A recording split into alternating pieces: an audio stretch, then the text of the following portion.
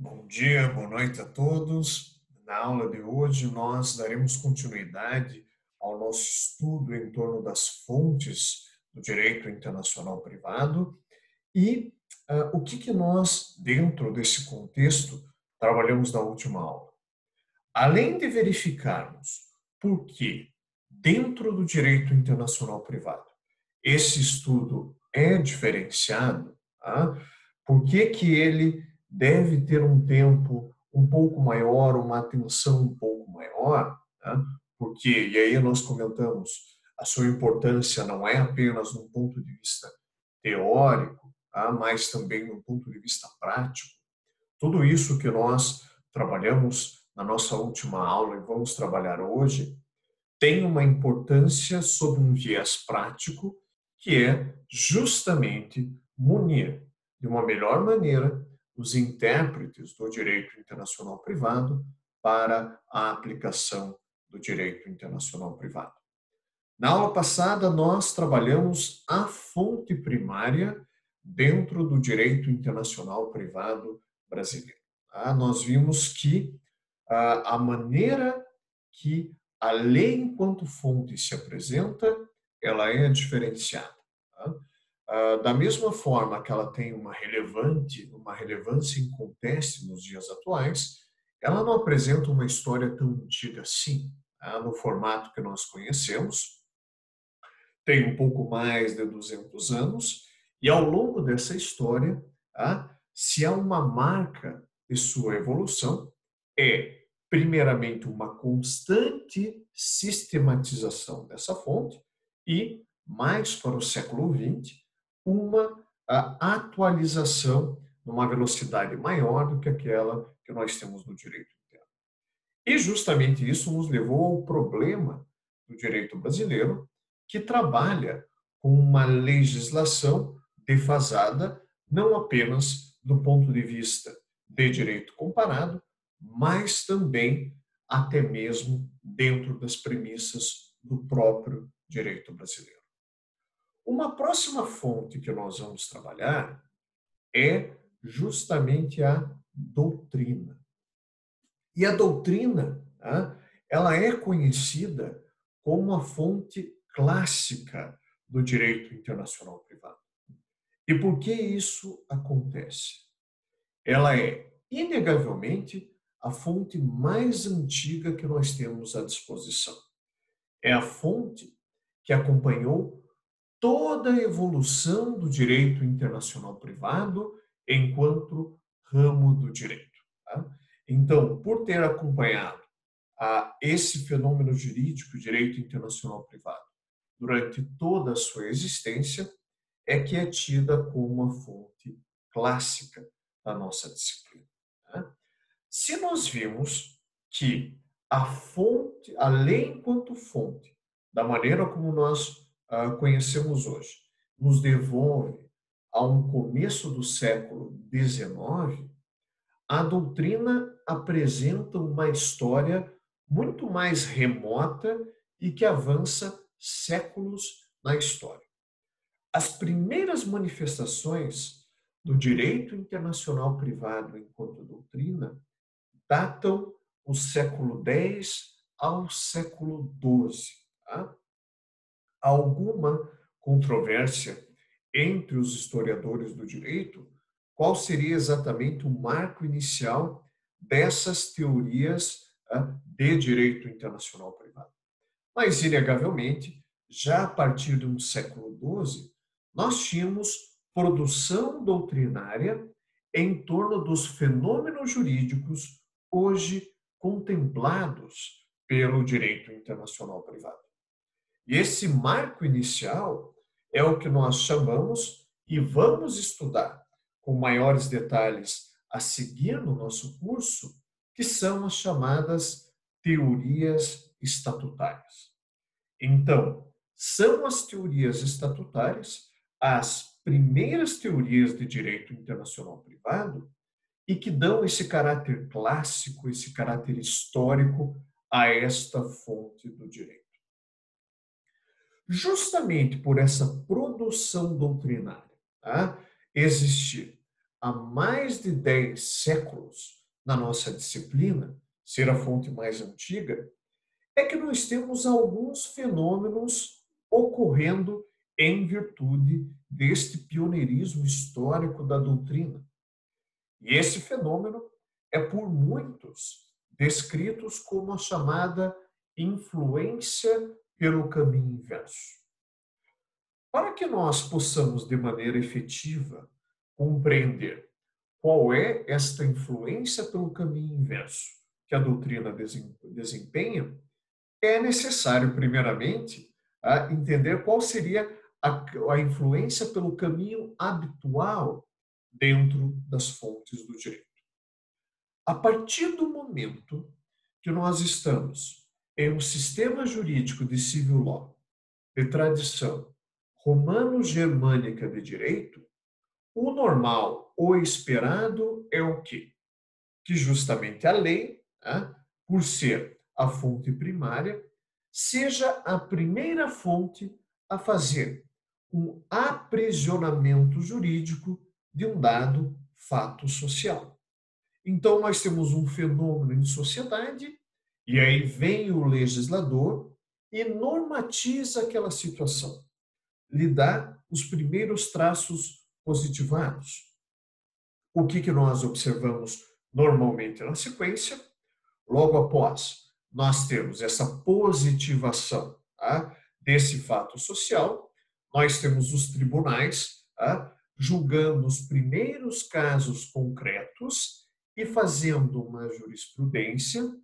Nós temos a doutrina no caráter analítico, no caráter comentador, analisando não apenas a pertinência daquela legislação, mas a maneira pela qual ela foi aplicada naqueles primeiros casos, e a partir de então, nós temos todas as demais fontes sendo desenvolvidas, tendo todo esse processo sendo desencadeado pela legislação. Esse desenvolvimento é o caminho habitual em um sistema jurídico de civil law, como é o direito brasileiro. Ocorre que, por essa disparidade histórica, muitos desses processos, dentro do direito internacional privado, não foram desencadeados pela legislação. Mas o primeiro contorno jurídico de um dado fato social, que seja da alçada, que seja do interesse do direito internacional privado, ocorreu pela doutrina. Então, esse pioneirismo histórico faz com que a doutrina, ao invés de responder a uma ação da legislação, ela que desencadeie todo o processo. Por isso que há uma influência pelo caminho inverso. Aquela que seria provocada, na verdade, provoca o desenvolvimento das outras fontes. Então, o direito internacional privado apresenta algumas situações em que a primeira fonte que confere um tratamento jurídico a uma dada ocorrência social é justamente a doutrina. E um exemplo que nós veremos em breve dentro do nosso curso e que atende a essa característica da influência pelo caminho inverso é justamente o ponto, como nós vemos na tela, das qualificações. Então, quando trabalharmos a qualificação no direito internacional privado, além de estarmos diante de uma importante etapa na formação do raciocínio jurídico da nossa disciplina, nós também estaremos lidando com um exemplo inequívoco de influência pelo caminho inverso. Por que podemos tratar dessa maneira? Que foi, primeiramente, a doutrina que identificou nas relações de direito internacional privado o chamado problema do conflito de qualificações. E, identificando esse problema, a doutrina elaborou as teorias das qualificações que serviram de base para que nós tivéssemos os primeiros casos, e aí já dentro da jurisprudência, aplicando essa doutrina e resolvendo o conflito de qualificações, e apenas em um terceiro momento subsequente, a legislação vindo e positivando esta construção doutrinária, esta construção jurisprudencial. Então, qualificações segue todo esse itinerário preconizado por esta influência pelo caminho inverso. E há que se ressaltar que em dados sistemas jurídicos, esta evolução pelo caminho inverso ocorre em um período de tempo bem significativo. Então, nós temos casos em que, desde a primeira elaboração teórica até a positivação na legislação de direito internacional privado, ocorreram ou decorreram alguns anos, algumas décadas.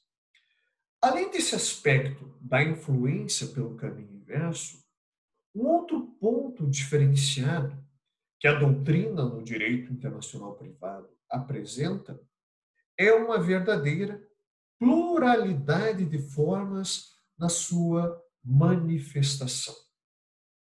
O que eu quero dizer com esta pluralidade de formas? E aí eu peço que vocês me acompanhem na próxima tela. Quando eu digo pluralidade de fontes no direito internacional privado, isto significa dizer que a doutrina, nossa disciplina, foge àquele modelo personalizado de conhecimento jurídico. Tá? Quando nós trabalhamos como doutrina, nós temos quase uma necessidade ou temos quase um instinto de conferir traços personalizados a ele. Tá? Um manual escrito por um determinado autor, um artigo, tá, elaborado por um professor, um tratado, tá, de direito por um grande jurista, uma monografia por um dado aluno, tá, uma tese por um doutorando, por um doutor.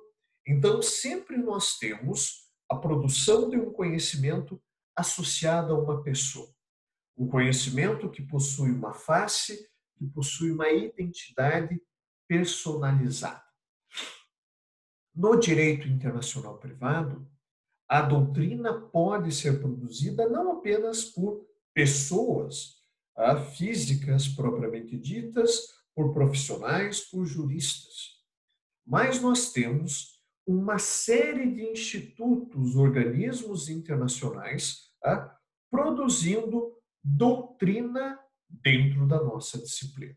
Tá? E aí os exemplos históricos se seguem em todo o mundo.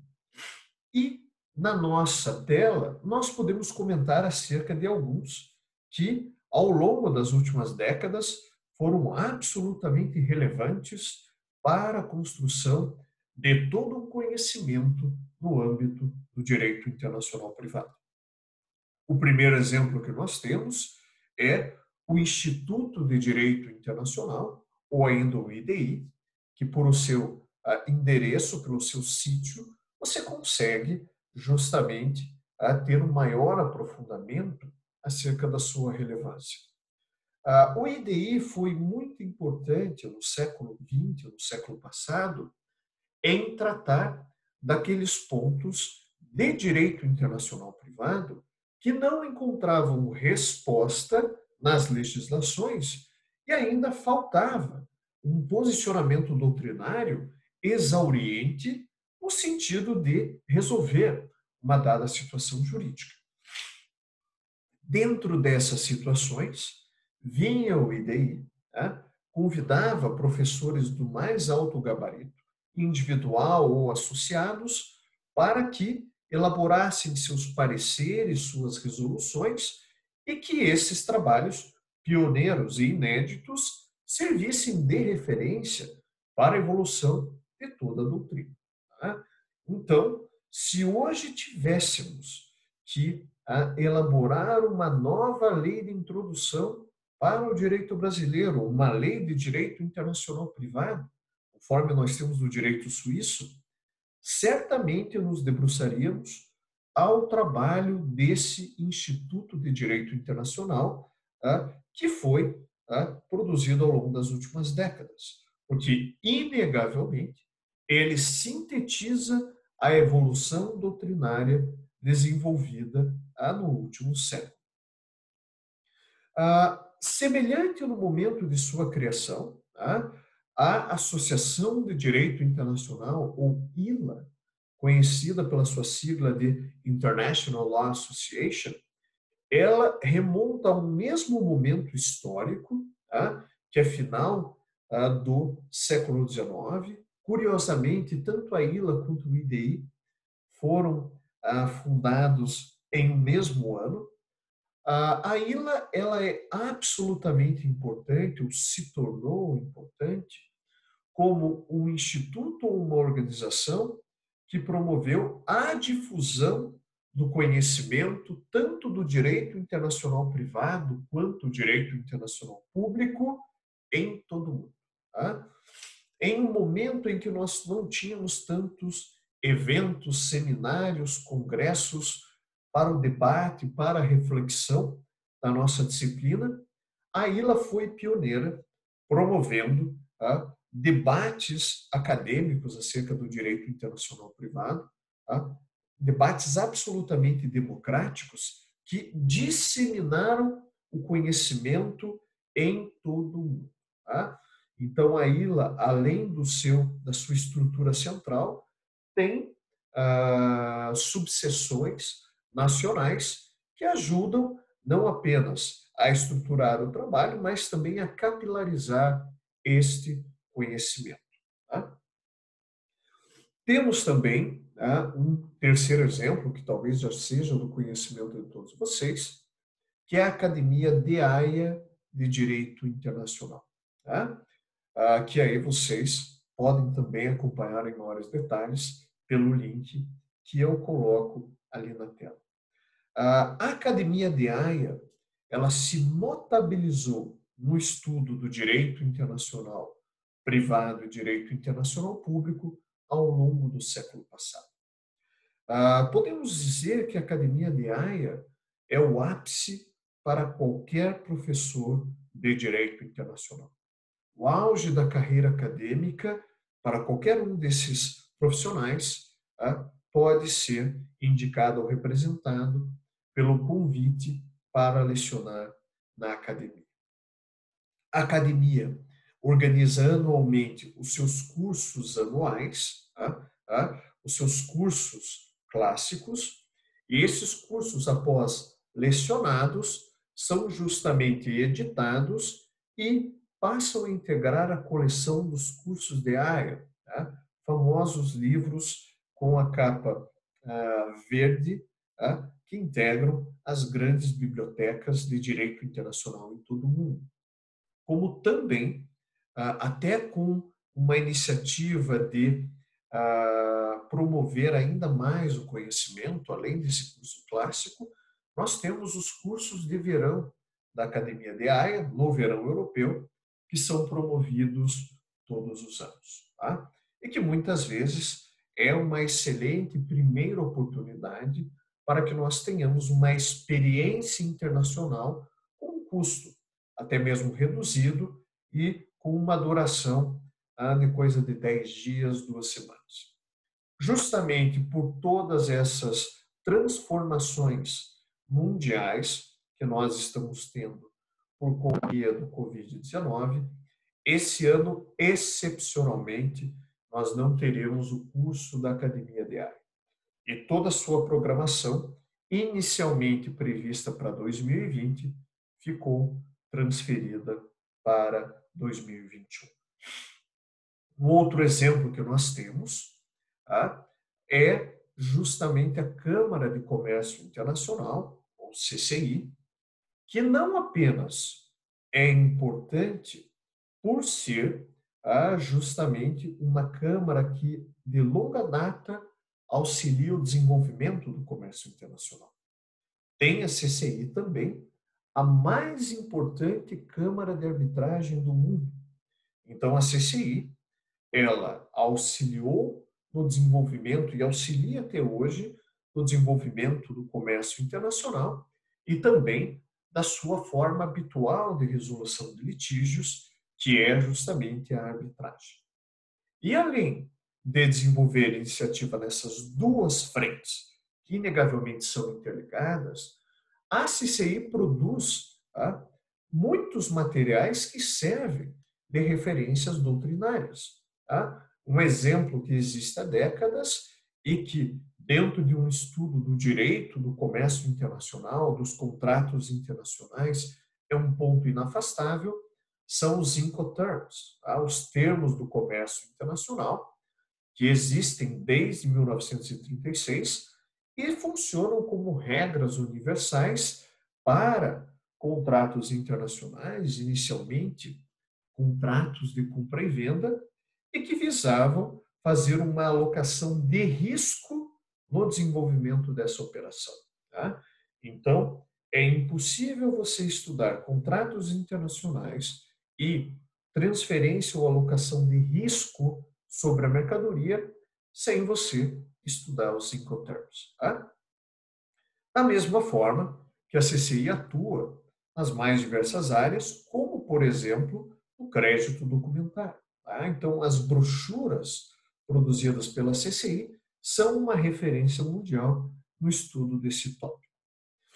Um outro instituto que nós podemos comentar é o Instituto Internacional para a Unificação do Direito Internacional Privado, também conhecido como UNIDROIT, e que tem a sua sede em Roma e que foi criado já no longínquo ano de 1926. O UNIDROIT tem quase 100 anos e, à época, foi criado como órgão auxiliar ainda da Liga das Nações.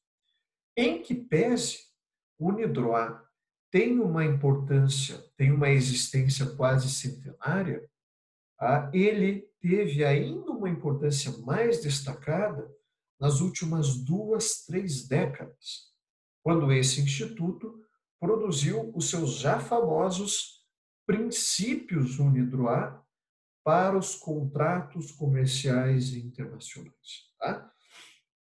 Então, é uma grande produção acadêmica que hoje sintetiza, ou nas últimas 2, 3 décadas, aquela ideia de que o contrato é essencialmente um fenômeno internacionalizado.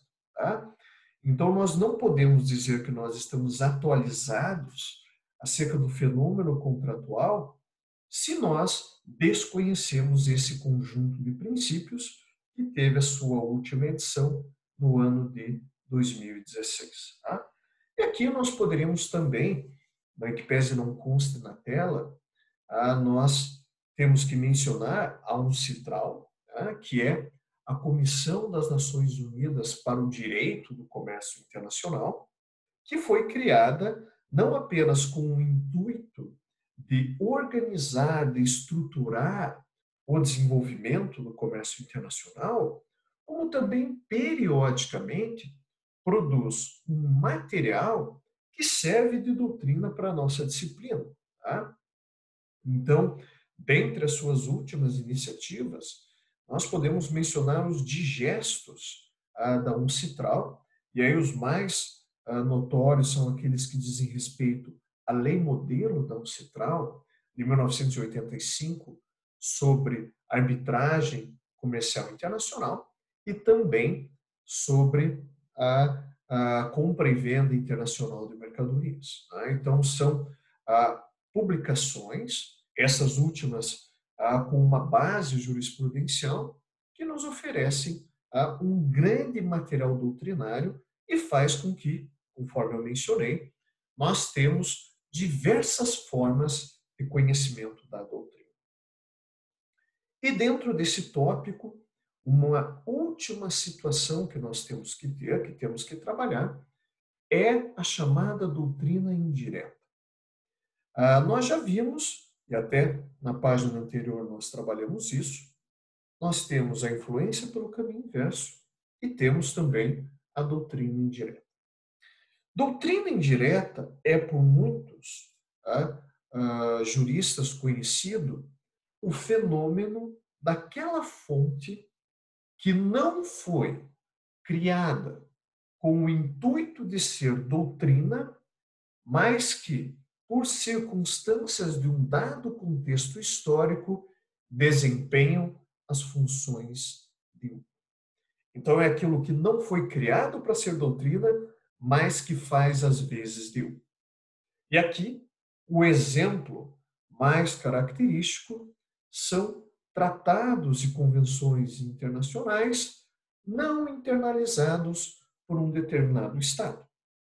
Por que esse instrumento, por mais que não seja dotado de cogência, não seja vigente, ele tem uma relevância para o direito internacional privado? Tá?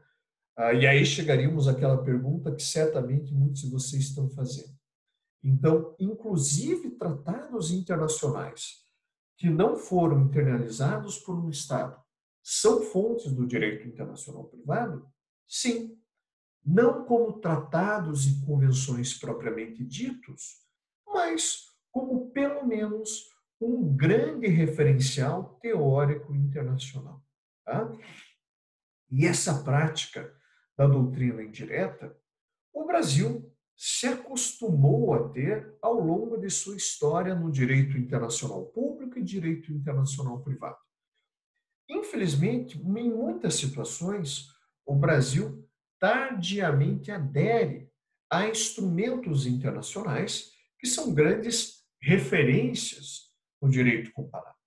Nós podemos dizer a Convenção, primeiro exemplo, a Convenção de Viena de 1969, que trata do direito dos tratados, que de longa data estruturou todo o funcionamento de instrumentos internacionais. E que o Brasil, apenas um pouco mais de 10 anos atrás, fez a sua adesão. E, em que pese durante todo esse período o Brasil não fosse parte de Viena 69, todos os estudiosos do direito internacional teriam que se atentar para o seu funcionamento. Por quê? Impossível seria você conhecer o funcionamento de tratados e convenções internacionais se você desconhecesse esse instrumento.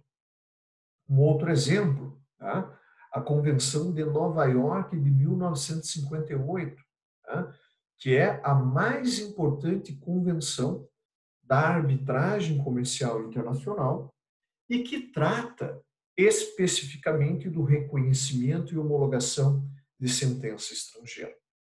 Em que pese, desde este momento no século XX, ela ser um grande referencial, o fator unificador da prática arbitral internacional, o Brasil, mesmo sendo um dos protagonistas do comércio internacional e da arbitragem internacional, apenas fez a sua adesão em 2002. Formalmente, a sua adesão em 2002, que todos nós já sabemos, a Lei Brasileira de Arbitragem, Lei 9.307 de 96, no momento de sua promulgação, já antecipou alguns dos conteúdos de Nova York 58.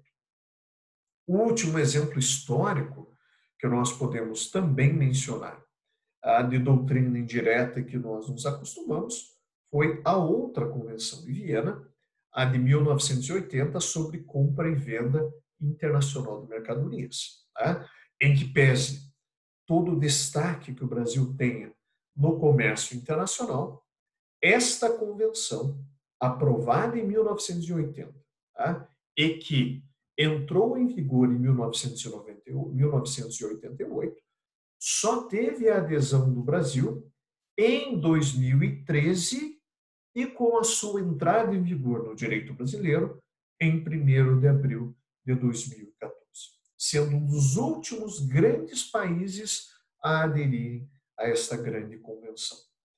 E por mais que nos últimos 20 anos estes exemplos de doutrina indireta no nosso ordenamento tenham rareado, tenham reduzido, nós temos ainda bons exemplos de instrumentos internacionais que fazem, às vezes, dessa doutrina indireta.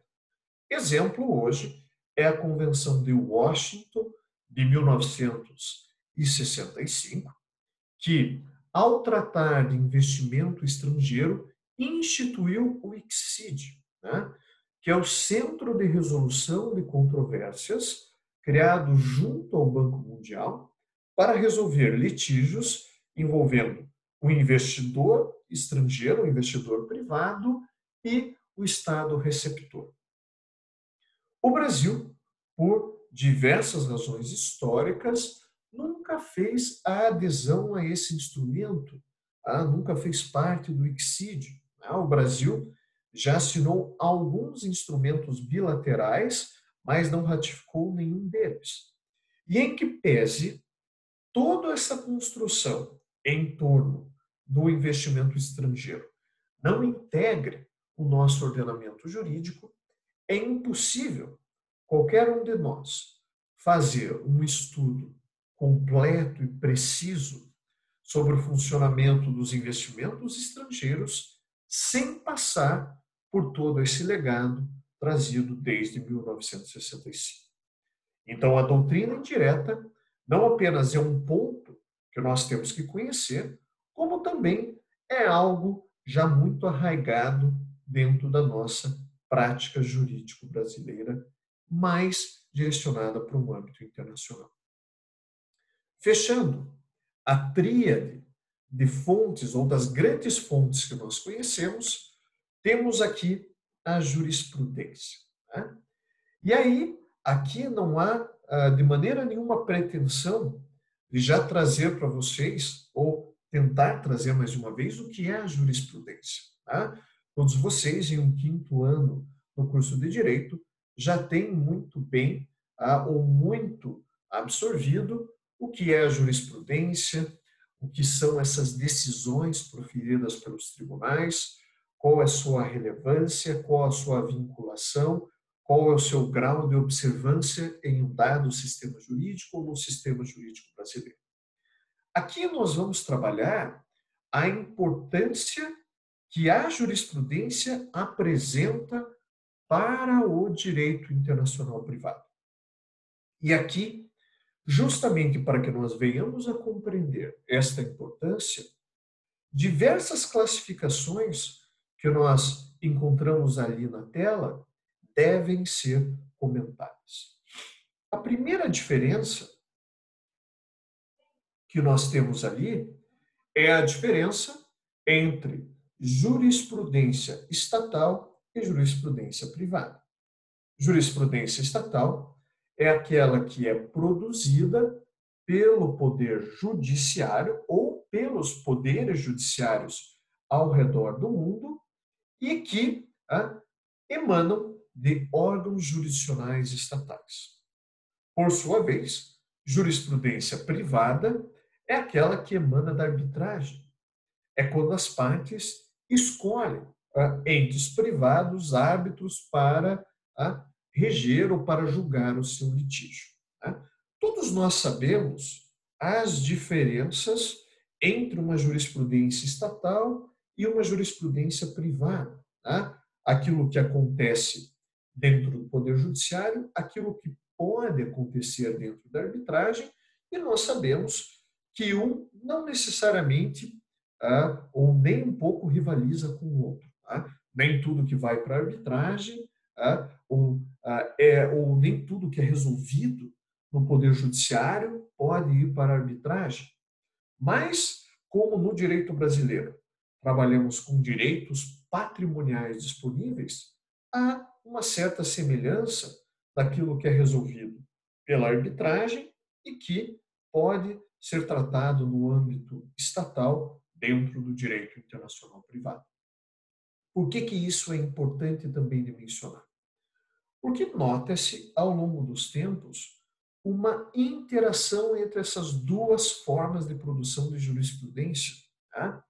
É absolutamente normal que a jurisprudência privada se inspire nas construções desenvolvidas pela jurisprudência estatal para decidir seus casos concretos. E também já verificamos, não com a mesma intensidade, mas isso ocorre, que poderes judiciários se inspirem em lógicas, em racionalidades, primeiramente manifestadas em sentenças arbitrais, para construir os seus julgamentos. Tá? Então, aqui são dimensões jurisdicionais distintas, mas não necessariamente incomunicáveis. E também na tela nós encontramos uma diferenciação extremamente importante, que é a diferença de jurisprudência nacional com jurisprudência internacional. Tá? E aqui eu peço a atenção de todos vocês para que nós não façamos a confusão, e aí nós não temos essa expressão na tela de maneira proposital, de confundirmos sentença nacional, sentença internacional com sentença estrangeira. Tá? O que nós temos como jurisprudência nacional?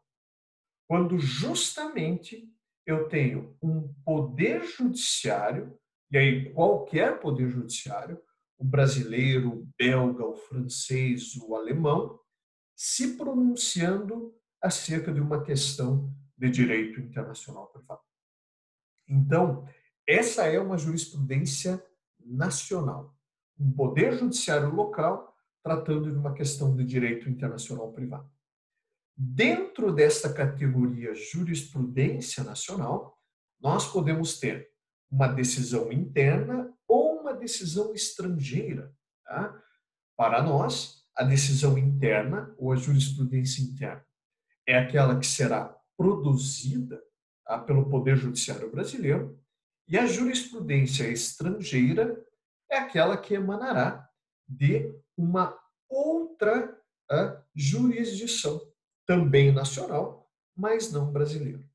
Diferentemente da chamada jurisprudência internacional, em que essa necessariamente emanará de um órgão supranacional, ou organizado em um bloco ou em um organismo internacional, que no seu julgamento adentre em algum aspecto do direito internacional privado. Tá? Inclusive, há muitos que entendem que uma sentença, tá, arbitral, e aí nós vemos uma clara influência francesa, é uma sentença internacional quando versar sobre interesses do comércio internacional. Então, aqui a diferenciação que nós temos é de sentença nacional, e aí compreendendo interna e estrangeira, da sentença internacional. E não apenas para o direito internacional privado, mas para todo e qualquer sistema jurídico, a grande relevância da jurisprudência enquanto fonte é por ser ela a fonte que trata do caso concreto. Ela é a fonte que não existe no campo do dever ser.